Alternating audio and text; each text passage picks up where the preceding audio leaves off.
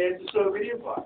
And it's the same path to destruction of the Roman Empire in having the legions brought and forgetting about Fort Public. So we need to bring our boys home from over there. It's been 47 years since President Eisenhower left office and said, hey, it's time we bring the boys home from the story.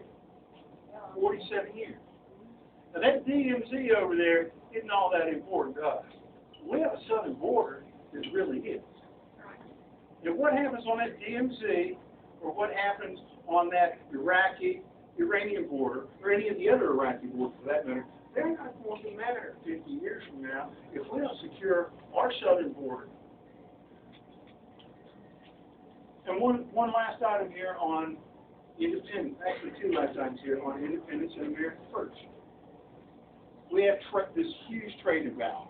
Costs us 3.5 million jobs. And pretty much our whole textile industry in South Carolina. 3.5 million jobs since George W. Bush took the White House. And we've had the private sector job creation only about 20% of what it was under President Clinton. And we have little Lord Lindsey out there. And he says he stands up for American workers. Says he stands up for American manufacturing. Yet look at the last big so-called trade agreement. Now look, just a brief item on trade agreements. You know, the Constitution says we're in treaties. For some strange reason, these items are being treated like they're really treaties, but they're not being properly addressed as treaties. That's something we need to correct. And the items that have, the treaties that have passed, that haven't passed as treaties, these so-called trade agreements, they need to be revoked. But let's get back to the actions of Lindsey Graham. We had that Dominican Republic Central America Free Trade Agreement. All the A says is voted against. But you know what? He voted for it.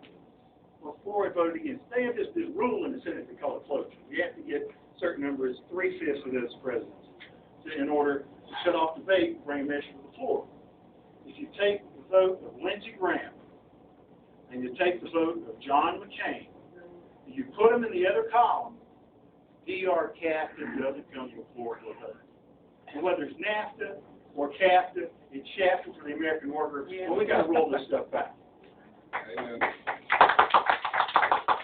Again, America First trade policy.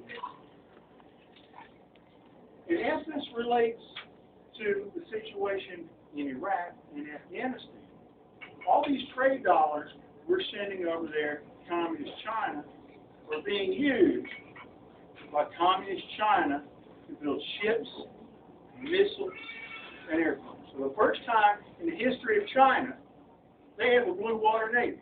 I mean, traditionally, they just had what's called a brown water navy, confined to the literal waters close to the shore. Right now, for the first time, Communist China has a blue water navy. They are our really only foreseeable real military adversary in the near future. Yet this president likes to call it trade. And Lindsey Graham goes over and takes trips and comes back and smiles about having been with Communist China and not fighting for us. And again, as trade relates to the ongoing occupation of Iraq, we are borrowing money. You know, so we are saddling these great children with this debt. We are mortgaging their future to continue to pay for this insane occupation.